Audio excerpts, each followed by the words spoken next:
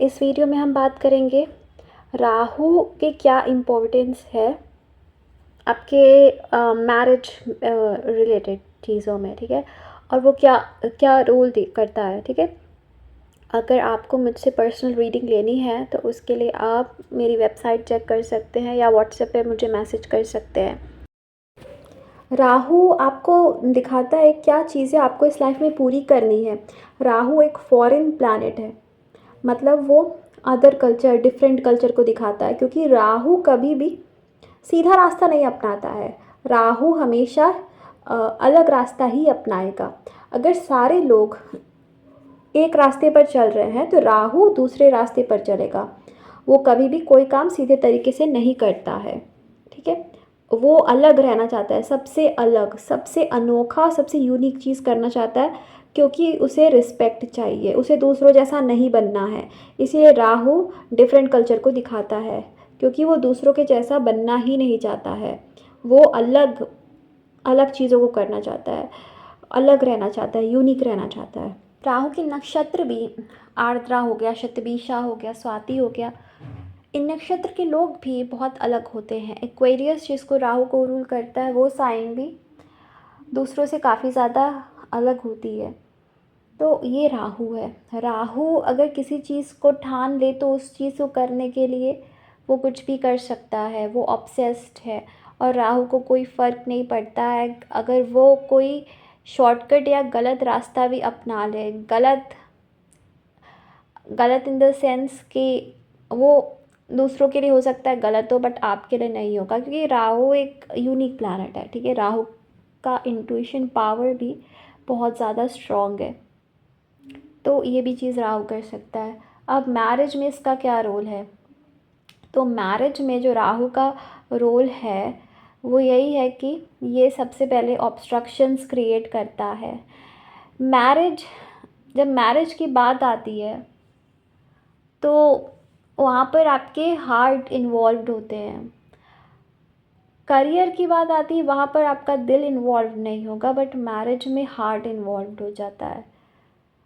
और जहाँ पर हार्ट इन्वॉल्व हो जाएगा, दिल इन्वॉल्व हो जाएगा, इमोशंस इन्वॉल्व हो जाएंगे, वहाँ पर राहु जो है प्रॉब्लम क्रिएट करना स्टार्ट कर देगा। अब ऐसा क्यों होता है? ऐसा इसलिए होता है क्योंकि राहु जो है वो मून का एक इनमिकल रिलेशनशिप है, ठीक है। वो शत्रु है एक दूसरे के, इस वजह से। और राहु का इमोशन से कोई लेना देना नहीं है, इसीलिए राहु जब मैरिज से कनेक्ट करता है तो वो प्रॉब्लम देता है। लेकिन राहु आपको बेस्ट से बेस्ट मैरिज भी दे सकता है, डिपेंडिंग उसका डिस्पोजिटर कितना सपोर्ट कर रहा है, क्योंकि राहु केतु के लिए डिस्पोजिटर बहुत ज़रूरी है। वो किस साइन में बैठे हैं ये बहुत ज़्यादा इम्पॉर्टेंट बन जाता है। जब राहु कोई भी वाटर साइन में होगा तब राहु जो है अच्छा रिज़ल्ट नहीं देगा, क्योंकि राहु क्या एक स्मोक है, छाया ग्रह है, और पानी के साथ वो ब्लेंड नहीं करता है। तो इसीलिए राहु कभी भी वाटर साइन में बहुत अच्छे रिजल्ट्स नहीं देता है, स्ट्रगल्स कराता है। तो इसीलिए साइन बहुत इम्पॉर्टेंट हो जाती है। राहु को कंट्रोल शनि ग्रह और जुपिटर ग्रह कर सकते हैं, और जब ये ग्रह इन्वॉल्व होंगे राहु के साथ तो राहु राहु जो है वो ऑब्स्ट्रक्शंस उतना क्रिएट नहीं करता है। तो कहीं ना कहीं एटलीस्ट या तो जुपिटर का इन्वॉल्वमेंट हो या सैटर्न का इन्वॉल्वमेंट हो। अगर सैटर्न का इन्वॉल्वमेंट होगा तो डिले होगी, लेकिन राहु रिज़ल्ट ज़रूर देगा। तो कहीं ना कहीं जुपिटर का इन्वॉल्वमेंट यानी कि एस्पेक्ट से हो जाए, या जुपिटर उसके साथ कंजंक्शन में आ जाए तो अच्छा रहेगा। राहु, अब जुपिटर के यहाँ पे दो साइन है, सैजिटेरियस हो गई और पाइसिस हो गई।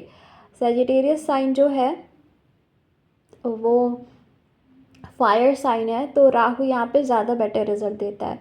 पाइसिस में उतने बेटर रिजल्ट्स नहीं देता है, लेकिन फिर भी जुपिटर कहाँ प्लेस्ड है वो इम्पोर्टेंट है। तो कहीं ना कहीं अगर राहु का कनेक्शन जुपिटर या सैटर्न से हो जाता है तो वो ज़्यादा अच्छा रहता है राहु के एनर्जी को कंट्रोल करने के लिए। लेकिन राहु अगर आपके 7th हाउस से कनेक्टेड है, दारा कारका से कनेक्टेड है, वीनस से कनेक्टेड है, या तो बर्थ चार्ट में या नवमांश चार्ट में, तो ये दिखाता है कि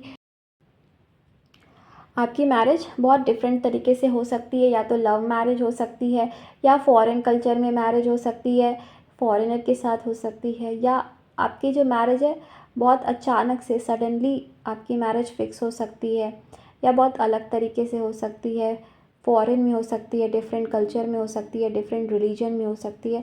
तो कुछ ना कुछ राहु ज़रूर करेगा। तो अगर आपका राहु या तो 7th हाउस को देख रहा है, या 7th लॉर्ड के साथ है, या दारा कारका के साथ है, या वीनस के साथ है D1 या D9 में, तो कुछ ना कुछ डिफरेंट आपकी मैरिज में ज़रूर होगा। ठीक है। राहु ये भी दिखाता है कि नेचर वाइज आपके पार्टनर आपसे काफ़ी अलग हो सकते हैं। अब राहु यहाँ पर आपको ऐसा पार्टनर दे सकता है जो थोड़ा सा फ्लर्टेशियस नेचर का भी है। मीन्स फ्लर्ट कर सकता है दूसरों से, या थोड़ा सा उस तरह की एनर्जी हो सकती है। लेकिन ऐसा तभी होता है जब राहु वीनस से कनेक्टेड हो। अगर वीनस से कनेक्टेड नहीं है तब ऐसा नहीं होगा। ओके, तो ये चीज़ आपको देखनी है राहु के बारे में। तो कुछ ना कुछ डिफरेंस रहेगा। काफ़ी सारे चार्ट में राहु ऑब्स्ट्रक्शंस क्रिएट करता है मैरिज होने में, डिले करता है, प्रॉब्लम बाधा क्रिएट करता है मैरिज होने में, अगर वो 7th हाउस में बैठा है तब। ठीक है, तो ये चीज़ भी राहु करता है। और अगर आप मैरिज जो है थोड़ा सा डिफरेंट कल्चर में करते हैं तो आपके लिए ज़्यादा अच्छा रहेगा, क्योंकि आप राहु की एनर्जी को सेटिस्फाई करते हैं। ठीक है, तो इससे मैरिज आपकी थोड़ी सी बेहतर रहेगी। दूसरी चीज़ आपको यहाँ पे नोट डाउन करनी है कि राहु जिनका भी 7th से कनेक्टेड हो जाता है वो मैरिज के लिए ऑब्सेस्ड ना हो। ठीक है, उस चीज़ के लिए पागल ना हो। जितना उसे लेट गो करेंगे उतना अच्छा होगा। ठीक है, तो जितना आप अपनी मैरिज को लेट गो करेंगे उतना अच्छा होगा। इन केस अगर आपको हमेशा धोखे मिल रहे हैं तो आपको ऐसा करना चाहिए। ये एडवाइस उन लोगों के लिए है जिनको राहु की वजह से चीटिंग का सामना करना पड़ रहा है, या वो बहुत ज़्यादा एफ़र्ट्स डालते हैं किसी के लिए और उन्हें रिटर्न में कुछ मिलता नहीं है। ऐसे लोगों को राहु यही सिखाना चाहता है कि कोई एफ़र्ट्स मत डालो, कुछ मत करो, जो तुमको चाहिए वो तुमको अपने आप मिलेगा। और जिन लोगों के एफ़र्ट्स रेसिप्रोकेट होते हैं वो कर सकते हैं। तो राहु ये दिखाता है। तो बेसिकली राहु ये आपको दिखाता है कि अगर आप किसी चीज़ के पीछे बहुत ज़्यादा भागोगे तो वो चीज़ आपसे और दूर जाएगी। तो ये राहु दिखाता है। राहु ये कहता है हार्ड वर्क करो, बट उस चीज़ के लिए आप ऑब्सेस्ड ना हो। जितना ऑब्सेस्ड होगे उतना आपके लिए गलत होगा। और ये आपको अपने एक्सपीरियंस से पता चल जाएगा। जब जब आप ऑब्सेस्ड होगे, उस मैरिज के लिए पागल होगे, तब तब वो चीज़ आपसे दूर जाएगी, तब आपको वो चीज़ नहीं मिलेगी। ठीक है, तो यही चीज़ आपको देखनी है। तो इसीलिए राहु अगर आपका 7th से कनेक्टेड है, स्पेशली 7th हाउस में है, तो आपको मैरिज के लिए बहुत ज़्यादा ऑब्सेस्ड नहीं होना चाहिए। अपने ऊपर सेल्फ लव करना चाहिए, क्योंकि केतु आपका फर्स्ट में है तो अपने ऊपर तो आप ध्यान देते नहीं हो। आप हमेशा बस पार्टनर के बारे में सोचते रहते हो, मैरिज के बारे में सोचते रहते हो। वही आपकी जो ज़िंदगी है घूम फिर के मैरिज पे ही अटकती है। ठीक है, ये चीज़ होती है। आप अपनी लाइफ के किसी और चीज़ पे फोकस नहीं कर पाते हो। पार्टनर आपके लिए सब कुछ होता है, मैरिज आपके लिए सब कुछ होती है। तो जिनका राहु 7th में होता है या बहुत स्ट्रांगली वो 7th लॉर्ड के साथ है, या वीनस के साथ है, दारा कारका के साथ है, तो ऐसे लोगों की यही हालत होती है कि वो मैरिज के अलावा कुछ और सोच ही नहीं पाते हैं। तो इसीलिए सेल्फ लव करना इनके लिए बहुत ज़रूरी रहता है। ये पार्टनर के लिए सेल्फ लव छोड़ देते हैं, खुद के बारे में नहीं सोचते हैं और फिर पछताते हैं कि मैंने क्यों नहीं किया। ठीक है, राहु अगर आपका इस तरह से 7 से कनेक्टेड है, बहुत सोच समझ कर मैरिज करें। ठीक है, मोह में पड़कर, लगाव में पड़कर अगर आप मैरिज करते हैं तो आप खुश नहीं रहेंगे। तो हर चीज़ देखिए, समझिए, तब आप उससे शादी कीजिए, नहीं तो फिर मैरिज के बाद आपको पछतावा होगा। और अगर आपका 7th लॉर्ड भी सपोर्ट नहीं कर रहा है या सैटर्न भी वक्री हो जाता है, तो ऐसे केस में मैरिज को तोड़ने से पहले भी आप नहीं सोचेंगे। तो राहु ये भी दिखाता है कि अगर ये लोग खुश नहीं है तो मैरिज को तोड़ भी सकते हैं, क्योंकि राहु एक मॉडर्न प्लैनेट है, वो ट्रेडिशंस को फॉलो नहीं करता है। राहु एक चिड़िया की तरह है जिसको उड़ना पसंद है, कैद में रहना नहीं पसंद है। कैद में भी वो चिड़िया तब तक ही रहेगी जब तक उसको खुशी मिल रही है, जब उसे खुशी नहीं मिलेगी वो उड़ना ही चाहेगी। तो इसीलिए राहु जो है उसे कैद करके नहीं रख सकते कि वो किसी के साथ खुश नहीं है तो वो रहेगा नहीं। जब तक राहु खुद से नहीं चाहेगा नहीं रहेगा, उसको कोई रख नहीं सकता। तो इसीलिए जो है राहु जब आपका 7 से कनेक्ट होता है तो सोच समझ के शादी कीजिए, नहीं तो आपकी मैरिज चलेगी नहीं। या तो आप अपने पार्टनर को छोड़ देंगे या पार्टनर आपको छोड़ देगा, या दोनों खुश नहीं रह पाएंगे। तो सोच समझ के शादी कीजिए और बहुत जल्दबाजी नहीं करनी है कि या तो आपका कोई पार्टनर है और वो मान रहा है शादी के लिए, आप चीज़ों को देख रहे हैं कि सही अच्छा इंसान है वो, तो आप करें तो अलग बात है। लेकिन अगर आप देख रहे हैं कि पार्टनर मैरिज नहीं करना चाहता, आप पूजा पाठ करने लगते हैं या उपाय करने लगते हैं कि भाई वो मुझसे शादी कर ले बस मुझसे, मुझे कुछ नहीं चाहिए भाई, वो मुझसे शादी कर ले, मेरी नैया पार लग जाएगी। तो इस तरह की अगर चीज़ें हैं तो वो चीज़ें आपको एकदम अवॉइड करनी है। ठीक है, ऑब्सेस्ड नहीं होना है। पार्टनर मैरिज के लिए मना कर रहा है तो बस ये समझ जाना है कि इसमें मेरा ही कोई भला है, इसलिए वो मना कर रहा है। ठीक है, क्योंकि ज़बरदस्ती अगर आप मैरिज कर लेंगे आप नहीं खुश रह पाएंगे। तो इसीलिए राहु अगर 7 से कनेक्टेड है, बिल्कुल भी ऑब्सेस्ड नहीं होना है। ऑब्सेस मतलब पागल नहीं होना है उस चीज़ के लिए। अगर वो चीज़ आपसे दूर जा रही है, बिल्कुल दूर जाने दीजिए उसे। ठीक है, अब यहाँ पे अपनी तरफ से एफर्ट्स कीजिए, लेकिन अगर दूर जा रही है तो जाने दीजिए उसे, मत रोकिए। वो आपके भले के लिए दूर जा रही है। पार्टनर एफर्ट्स नहीं डाल रहा है आपके लिए, मत डालने दीजिए उसे, आप ज़बरदस्ती मत डालिए। तो ये चीज़ फॉलो कीजिए, आपके पास खुद ब खुद वो चीज़ आएगी। लेकिन अगर आप उस चीज़ के लिए ऑब्सेस्ड हो जाते हैं, अटैच हो जाते हैं, तो आपको पागल करेगी। आप कुछ सोच नहीं पाओगे, बस ये सोचोगे मेरी शादी हो जाए, और शादी हो जाएगी आपकी उस इंसान से, फिर सोचोगे अब क्या ज़िंदगी में मेरी कमी रह गई है, अब क्या होगा, अब भी कमी लग रही है पता नहीं क्यों।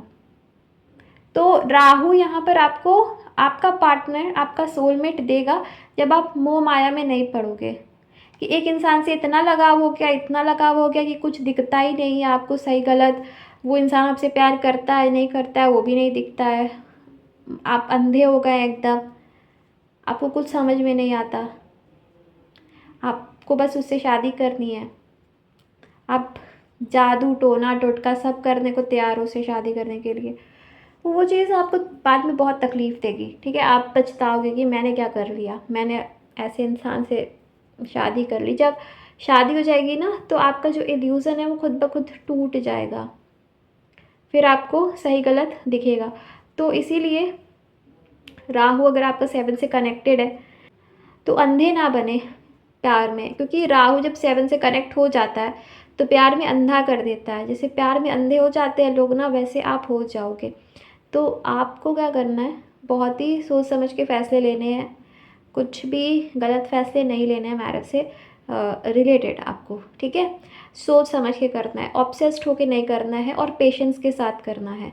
राहु आपकी जो सही इंसान है उससे शादी खुद कराएगा, लेकिन अगर आप उस चीज़ के लिए एकदम पागल हो जाओगे तब वो चीज़ नहीं होगी।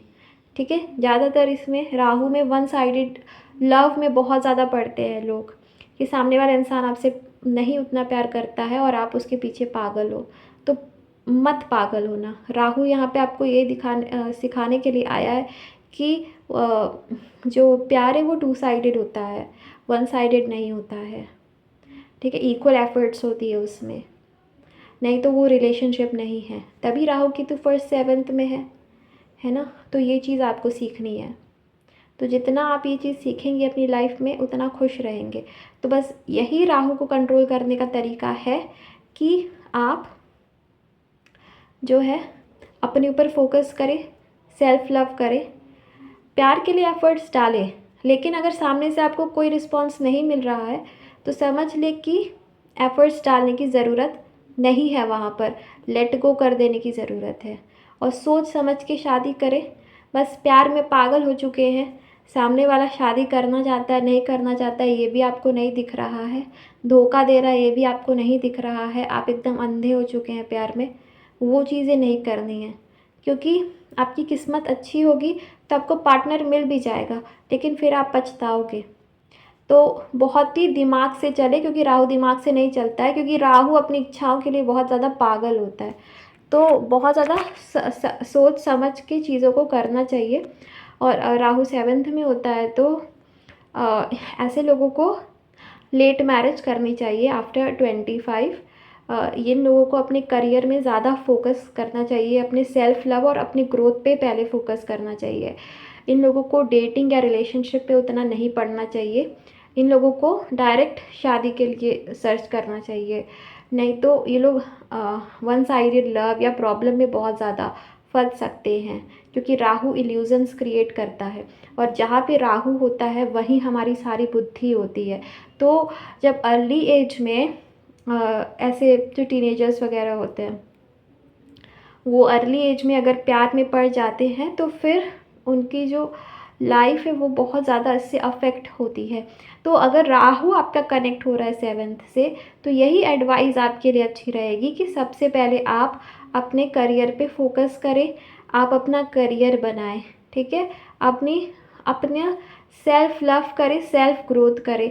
और जब आप वो चीज़ कर लें, जब आपको ज्ञान हो जाए, तब जाकर आप शादी के बारे में सोचें। अटैच आपको किसी से नहीं होना है। अगर आप किसी से अटैच होंगे, ठीक है, जितना अटैच होंगे आप किसी से उतना ज़्यादा आपको दुख मिलेगा, तकलीफ़ मिलेगी, चोट मिलेगी।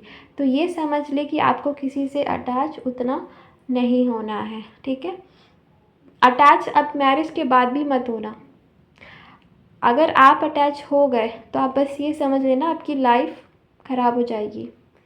राइट, तो ये चीज़ बहुत ज़्यादा इम्पोर्टेंट है। सेल्फ लव जितना करोगे आप, खुद पे जितना फोकस करोगे उतना आपके लिए अच्छा होगा, और नहीं करोगे नहीं अच्छा होगा, फिर बहुत आपको प्रॉब्लम हो सकती है। दूसरी चीज़ है कि पार्टनर क्या कर रहा है, क्यों कर रहा है, उस पर बिल्कुल ध्यान नहीं देना है। अपने ऊपर जितना ध्यान देंगे उतना ज़्यादा हैप्पी रहेंगे, खुश रहेंगे। ठीक है, तो thank you so much. I hope आपको वीडियो अच्छा लगा हो। Thank you, god bless you, bye.